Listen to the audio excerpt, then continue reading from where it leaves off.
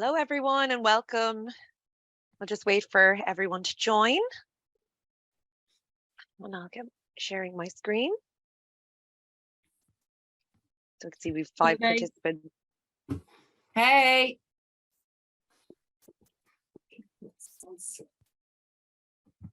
Now.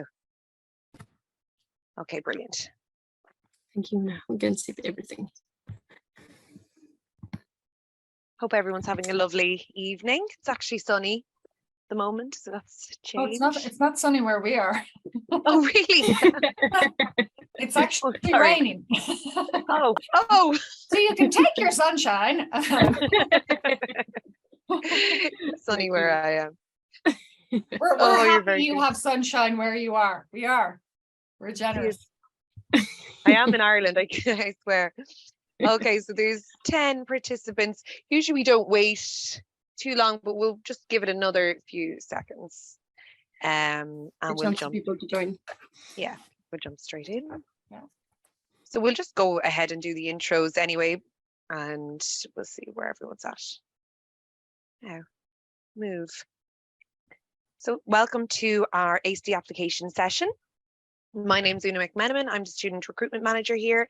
I'm kind of your go-to person for queries around the application process and making a successful application through the Springboard platform. So that's what we're hoping to deliver on today. So I'm going to show you just go through the eligibility requirements and then do a quick demo on the Springboard system as to how quick it is and how easy it is to use. So that's me, and I'll just hand you over to Joanne. Hi guys, my name is Joanne Corley and I'm a program coordinator at Tangent, and I've been the program coordinator for climate for the last 2 iterations and will be on this iteration as well. So hopefully if you all start up in September, I'll be seeing you and I'll be guiding you through the course. So if you have any issues or that, you just get in touch with me.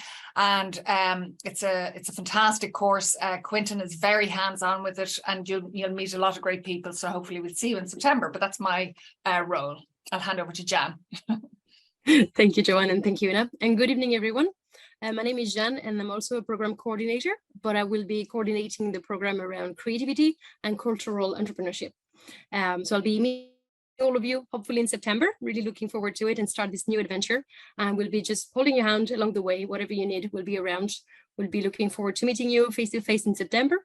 And in the meantime, I'll just hand the floor back to Una. And thank you so much. Great. Thanks, guys.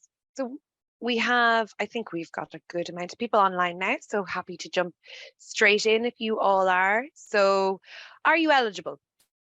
That's what I want to cover first. So the 2 postgrads that we're talking about today, the creative postgrad and the climate postgrad, which is funded through Springboard Plus. Does require you have to meet a number of eligibility standards, and that's because the courses are funded by the HEA, that's the Higher Education Authority. So there's some requirements that are required by Trinity and some that are required through Springboard. So I'm going to start with the Springboard requirements, and I should say there is the ability to apply outside of the Springboard eligibility requirements. You just have to pay for the course fully. It's not usually something that people do want to do, but if you don't meet some of these eligibility requirements, the preliminary ones, we can talk after as well. So okay, so straight off the bat, we need people to be full-time residents of Ireland, living in Ireland, and you need to have your own valid PPS number. And then there is our nationality requirements. Again, these are Springboard requirements, not required necessarily by Trinity. So we're looking for you to have an EU, EEA, UK or Swiss passport or national thereof, those regions. Also, we're looking for candidates who have stamp 4. If you don't meet one of those requirements, you would need to have a stamp 4 visa, a stamp 4 EU FAM, stamp 5, stamp 6, etc. Just basically, you need to have residence in Ireland. If you're familiar with those visas, they will all sound very familiar to you. But also we would look for, and we have taken applications from refugees, people with subsidiary protection status, anyone really who has that ability or permission to be a resident of Ireland. And then on top of that, we do look for those, or Springboard looks for applicants to have lived in the EU, the EEA, the UK, Switzerland, for 3 out of the last 5 years. And that's kind of a stumbling block for people maybe returning from Dubai or Australia or America. That does happen regularly. So, and also if you're on those stamp 4 visas, you do have to have lived in Ireland for 3 out of the last 5 years as well. So you can't, it's a really important residency requirement. So that's that. They're all, you can find that residency and nationality and visa requirements on the springboardcourses.ie site as well, if you want to go and really delve into that as well. But I'm happy to answer questions in a few minutes if you do have any on them.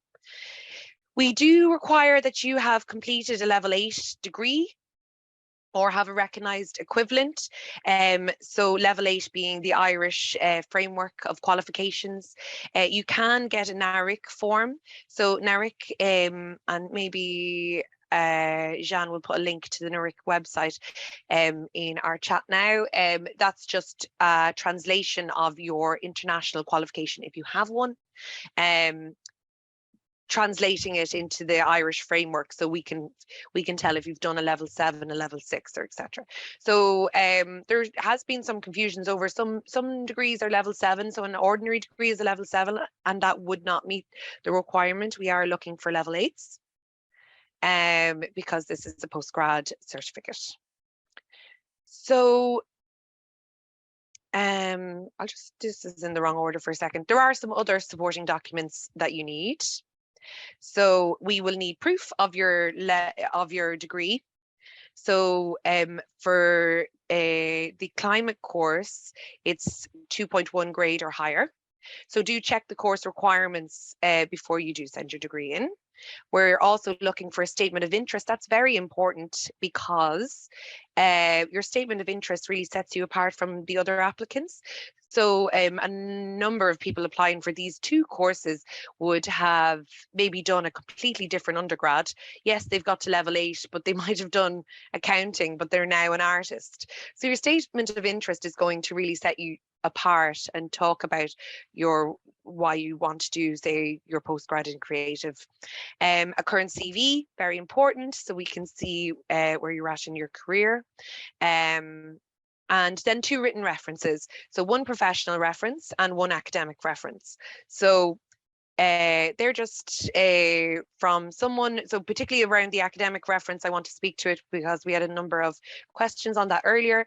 We're looking for someone with an academic background who knows you and can recommend you as a good individual for the course, can recommend your suitability, and those references should be on headed paper with their contact details. So a professional being someone you've worked with, or maybe worked was your manager, or has worked on a project with you that would be relevant to these courses. So that just makes a stronger reference. There's obviously weak references where some people send in references where they're professional, but it's just, I worked with this person for 2 years. Thank you. So a nice strong reference does help your application. So they are the supporting documents that you need for your initial application. And then when you are putting that application in, you do need to self-identify as one of, it's actually a number, there's about 6 different areas that you can identify as, but I just like to concentrate on the 4 most used areas, which are employed, unemployed, a returner, or a recent graduate. And it is so important that you self-identify correctly. So there is a self-employed section that you can apply through as well, but so we'll go through each of these now. So employed, we just need a pay slip, so that's the evidence of being employed, but that it will determine how Springboard how they ask you to finance the course, or how they finance the course, how they fund it. So if you're employed, there's a small fee. If you're unemployed, or you are going to be unemployed when you start the course, then you just need evidence that you are in receipt of a Department of Social Protection payment. If you don't have that currently, say you know you're going to be unemployed at the start of the course, really what we're looking for is in the 2 weeks before the start of the course, we will ask you for a receipt of that. So I do have some candidates who know that they will be unemployed, maybe they're taking redundancy, etc., but currently are employed. It would be very important that they register as unemployed now, in preparation for when they start the course, because of the way it's funded. Then we have returners, so they're homemakers, people on caring duties, economically dependent, and there's a document that you can get is signed by a commissioner of oaths, and just declaring that you are returning. So that's if you've done any of those duties for at least 9 months out of the last 12. And then we have our recent graduates. So recent graduates are from 22 onwards, and those graduating this year. And it should be pointed out, if you're graduating this year, you need to have been given your final grade. Very, very important. It doesn't work for anyone who started. You wouldn't be a recent graduate if you had just enrolled in a course in January of this year, and you had, yes, finished your course, your lectures, but you hadn't been given your final grades. You would not be able to enroll, because you are technically still enrolled in another course, if that makes sense. So, and that's very important for your springboard status. And then we have a list of supporting documents there that you will be asked for at the second round of the application process, once you were given your place. So very, very important that you are able to show that you are one of these 4. So that is when we are going to open up for questions. And So we Jan have a question there already. Oh, good, good. Yeah, so it's like, does it need to be one academic and one professional, or can it be 2 professional? It really comes down to the strength of your application. We have accepted 2 professionals, but we would prefer to see applications with one academic. But if you've 2 really strong professional references, and you feel you wouldn't be able to get an academic reference, then yes, do put your application in anyway. But you'd be surprised if you think about maybe CPDs, so continual professional development, that you've done, or any courses that you've completed recently, or maybe people you've worked with. They could be, if you think about it, you might be able to get an academic reference. Even someone you've studied with who's gone into academia afterwards. Just I'd strongly recommend it. But yes, you can get do 2. I think what you're saying, Una, is that somebody you work with might be might have a doctorate, and so that they'd be an academic reference because they'd have a doctorate. Or you might have a neighbour down the road that knows that you're an artist and everything, and they've known you for years and know how arty you are, or how interested in the climate you are, and they may be a doctor or something like that. Yeah, you can use them as an academic reference as well. So there are kind of ways around it for those who haven't been in, studying for the last while and don't have, easy access to an academic reference. So do work, work with that, and we can help you with that, or find a solution. Exactly, Joanne. And we have people applying who did their undergrads in the 60s and the 70s. So they're never going to get academic references from their degrees.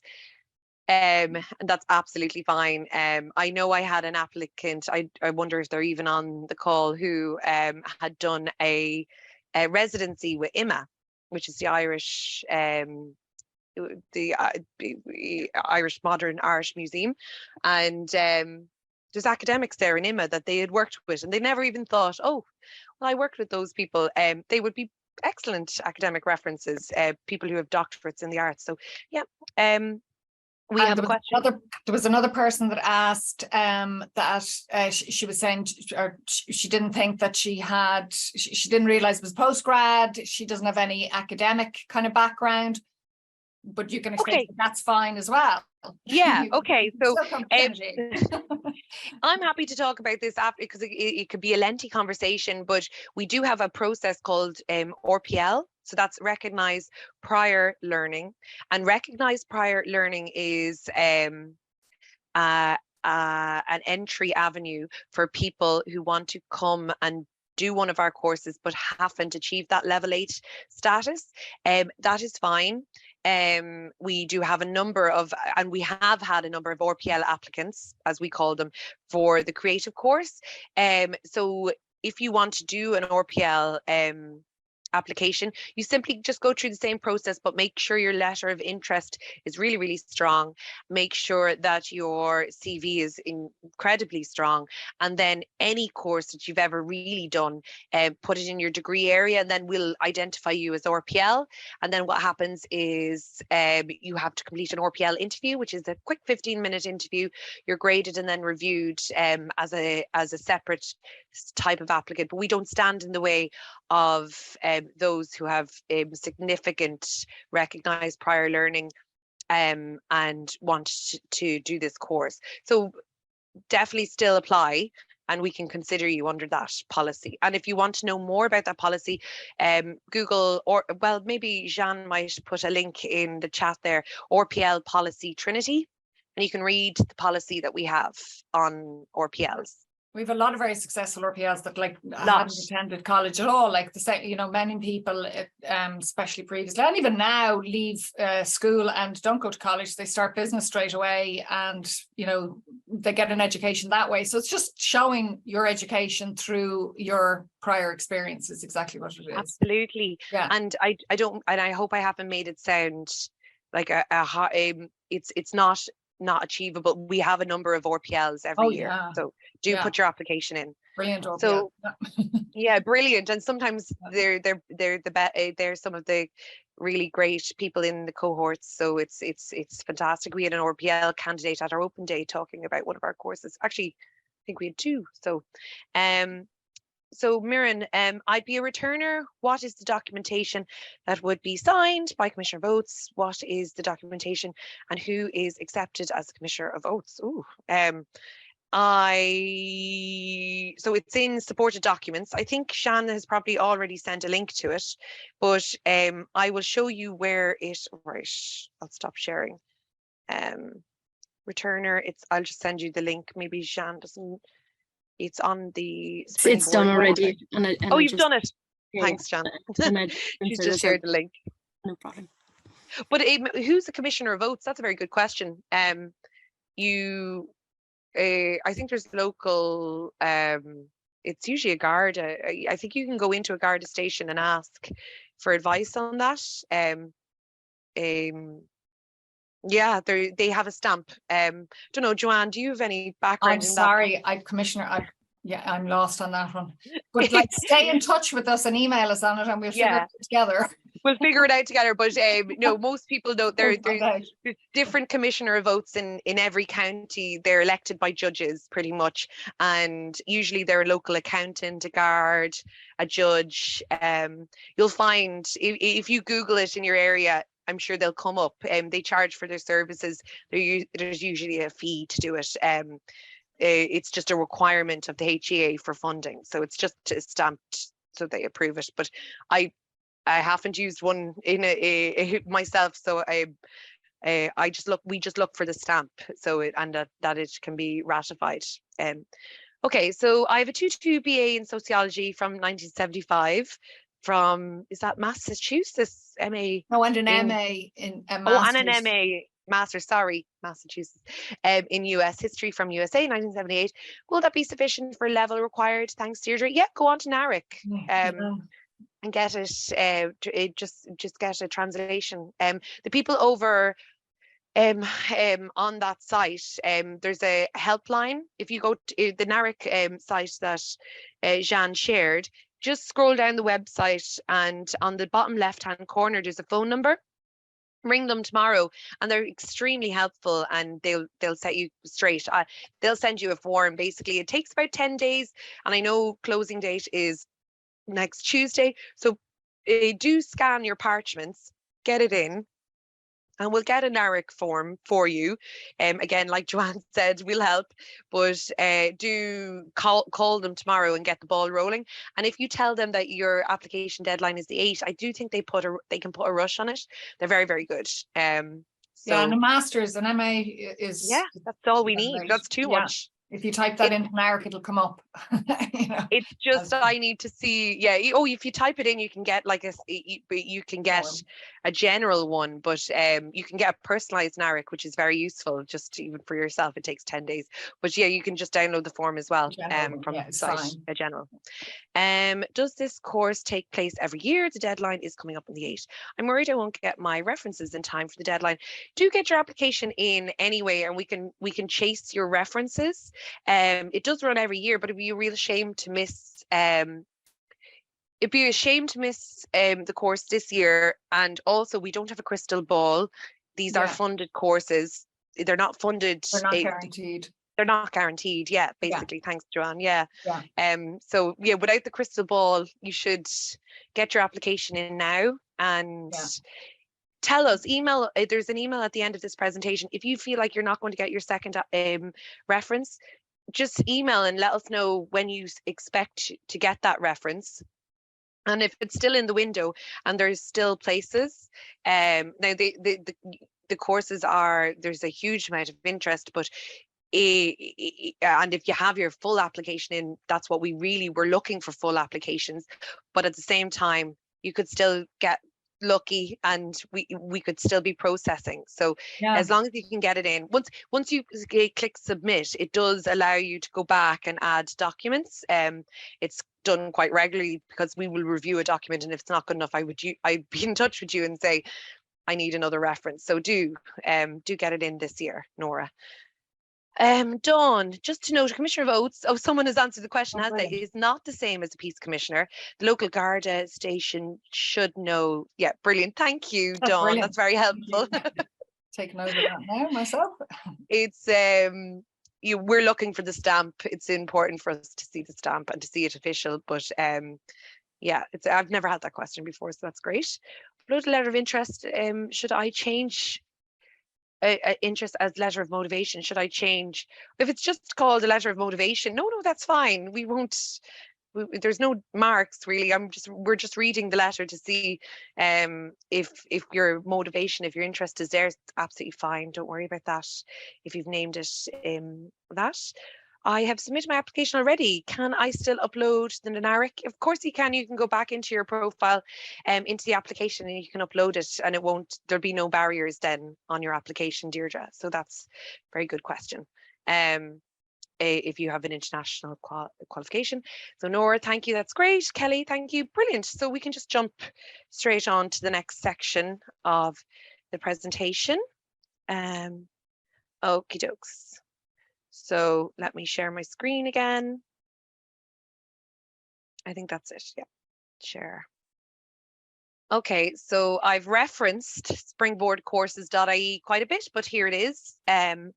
It's the website, third party to us, that hosts and manages all Springboard applications. So our postgrad accredited courses, we have about 6 of them actually that are all they are all run through this platform. So everything that I've spoken about up until now can be found in the Am I Eligible section. So you can see there's a number like that's very similar to what I showed. So it's all in there. And if you have any sort of questions, the FAQ section of this site is incredibly good as well. And I would use it quite a bit myself. So there's a lot in there. So if I'm going to apply for a course, what do I do? First, I have to log in or set yourself up, register. So I've already set myself up and I'm going to log in.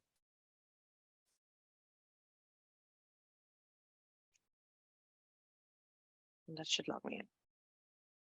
There you go. And what you do is you go over to the course section. Now you can actually make up to 10 applications, not just, well, we would hope you make applications for our courses, but you can make up to 10 applications for other Springboard courses. I'm going to put in, I wonder now, I did an application earlier if it'll let me apply. So we'll go back, courses, climate. And then what I would tend to do is put in the provider. So we can put in Trinity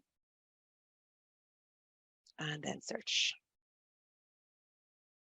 So this is our climate course. You can see our deadline next Tuesday. So let's apply.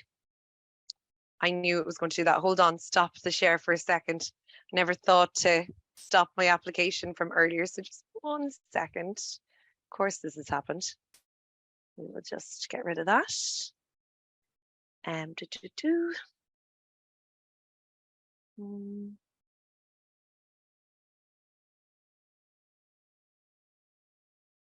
Okay, now share again. Apologies. So when you press apply, it will bring you to this overview page, and then it will ask you actually the application. Oh, where did it go? So it will ask you to self-identify. It will ask you to say if you're employed, unemployed, self-employed. So that's where you select those drop downs. And then what it will do is ask you to identify as a resident in Ireland, and it will just go through those eligibility requirements. Simply drop down, self-select. You read everything on the page and you say, yes, I am a resident in Ireland, I have a visa, and it doesn't ask for any supporting documents, and it gets you to this next page. And then what you do is you just upload your documents. What is it doing? So, okay. I'm going to just stop for a second again and get this to start working right for me. I'm so sorry. It's just decided to bring up my old application, and I've cancelled it, but of course it is. The joys of working online, guys. You know how it is. I'm sure I you're all know. through already. It always happens, but it's okay. I had reminded myself earlier, so this is the second event of the day, and I'd reminded myself earlier that I need to not click the apply button, but of course I had done it myself, and so hold on. Yeah, we'll just get this here now, and okay, show application. I've cancelled it and it's not letting me cancel it again. Okay, no worries. Do you know what I'll do? I'll just log in as a different account. So it'll take me 2 seconds to do that, log out. So we're just, and we're way ahead of schedule as well, so we're fine. So try this one more time, share. So here I am, I'm going to register. So I'll just go in here now, and I'll go Una. So this is what you would do if you didn't have a, profile. And we will set ourselves up. And you get the full experience now. Make sure that you're not a computer. Okay, submit. I actually don't. Oh, do you know what I'm going to do? I'm going to set it up with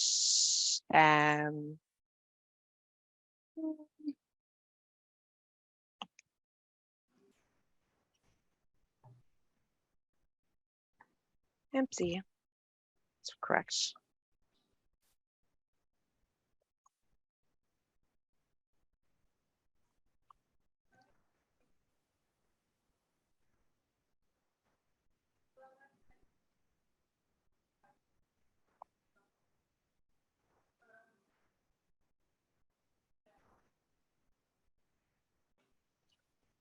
Oh, what will we do now? So do you know what we'll do? We'll come up with a different email address. Jan, give me your email address. I think I'm really gonna have to again. Your work one. LE. Just put it in the chat, and I'll take it. j@tcd.ie. We will not. We will not panic.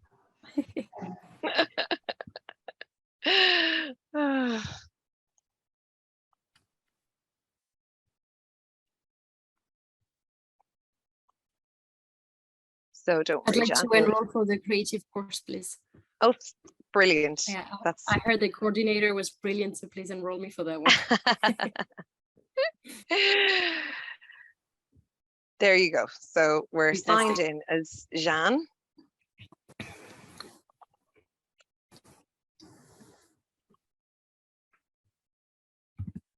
Now we're back to the start. Oh, just confirm that, will you? And then Yep. we'll. I'm on it, yeah.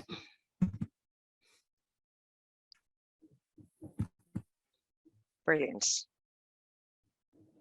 So I've timed myself. Once you're registered, it should take you about 10 minutes once you have your supporting documents. So it's a 10-minute application really that you can come back to.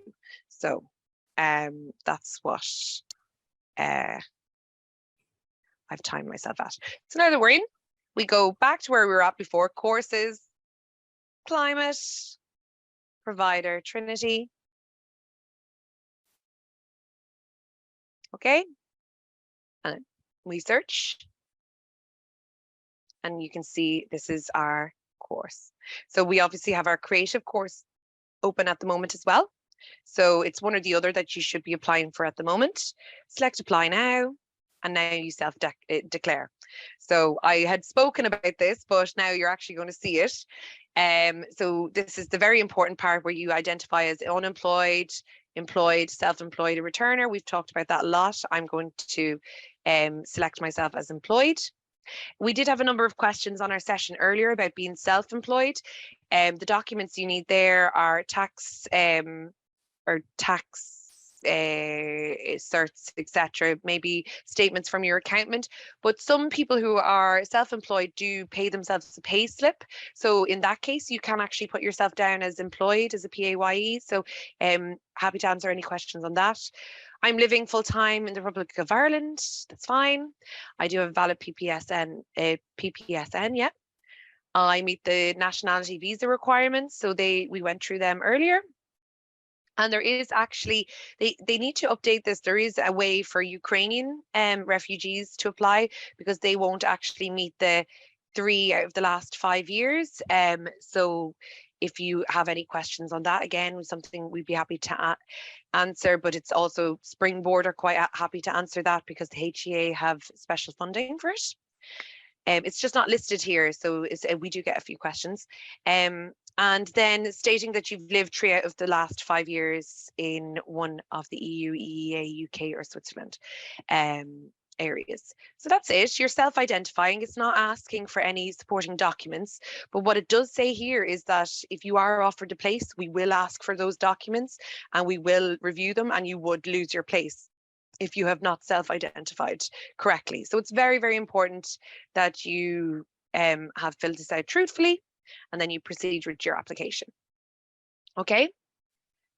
So now I've got to the stage where I upload my supporting documents. So very, very easy. Again, when you're doing this for the first time, do read through everything.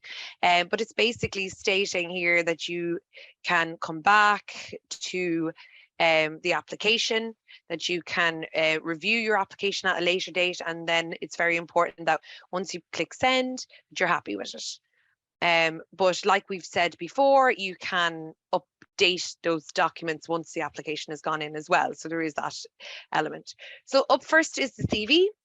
So I am uploading a PDF. So I have it in my little file. A good top tip is to actually name your files with your name, just in case they're lost on the system. Oh, so we do that. Now you can only upload really one document at a time, and you can't really upload multiple documents to these areas. So I'll show you how to zip a file in a moment.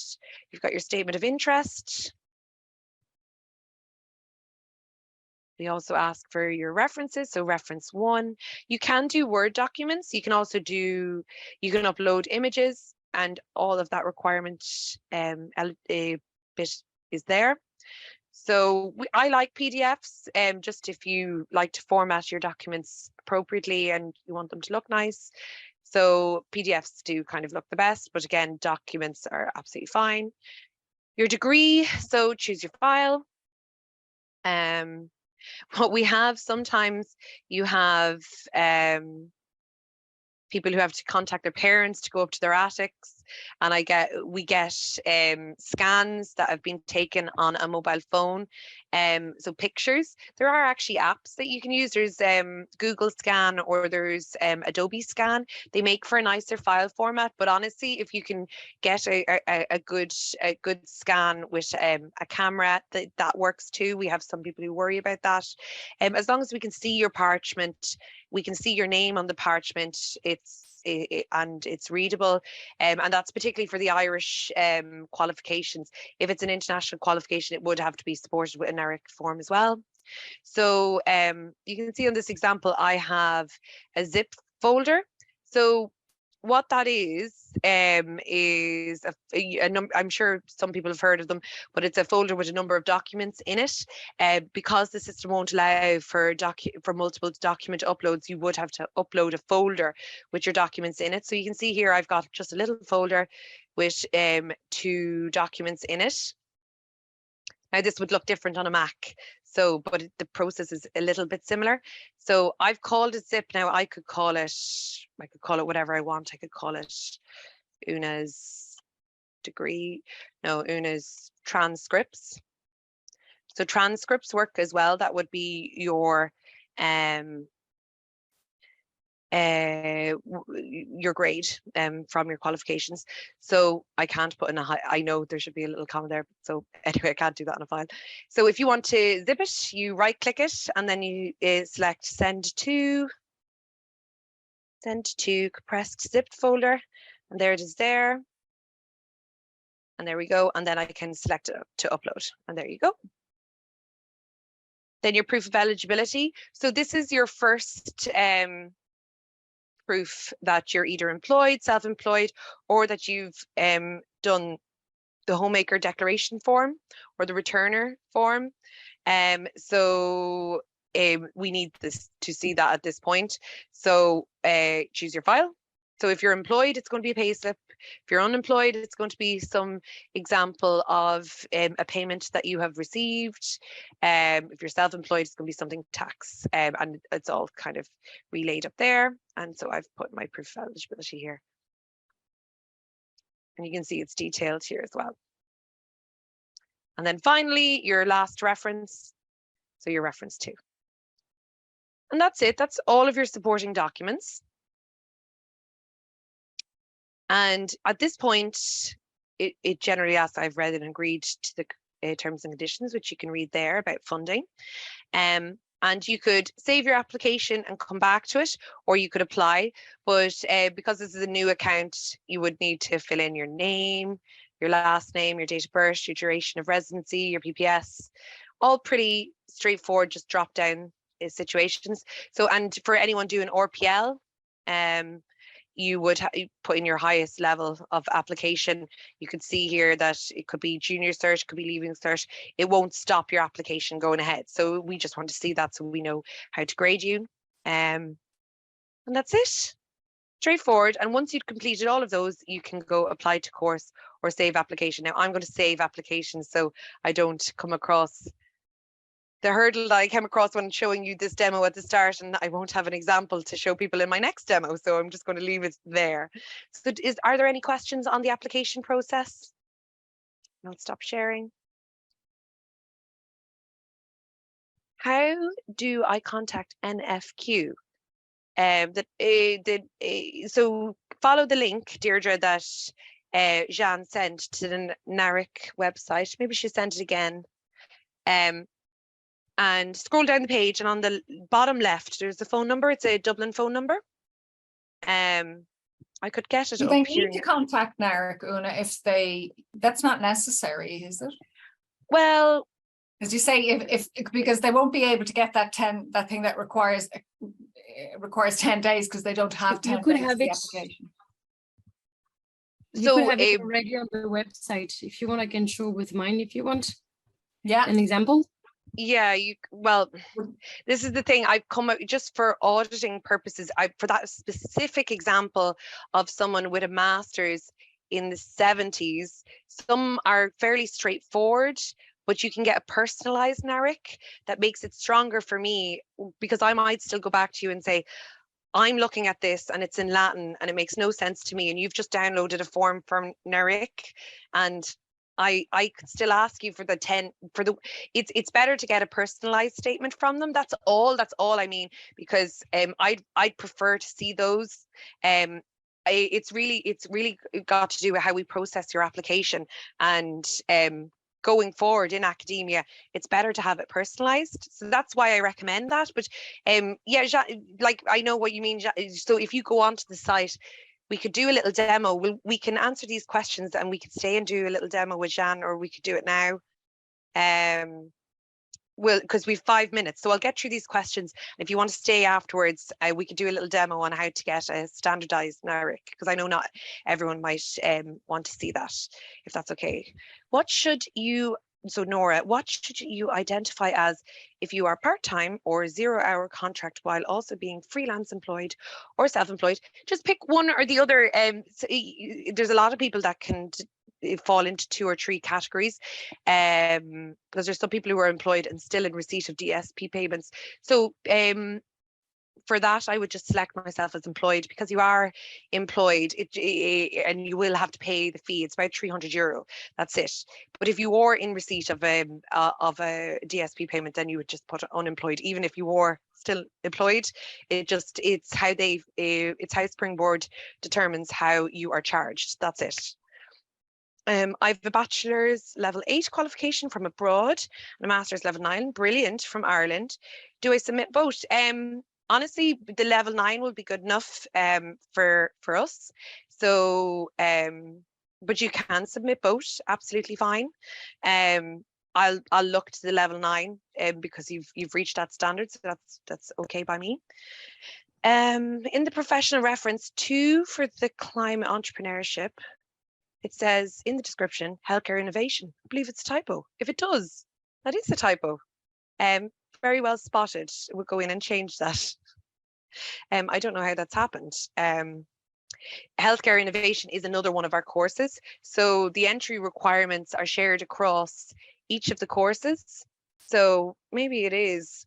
Springboard have been doing some silly things with the application process. There's been some playing around with the buttons, and there are times when the site does go down, but you just have to be patient and it goes back up. So I will look into that. Thank you.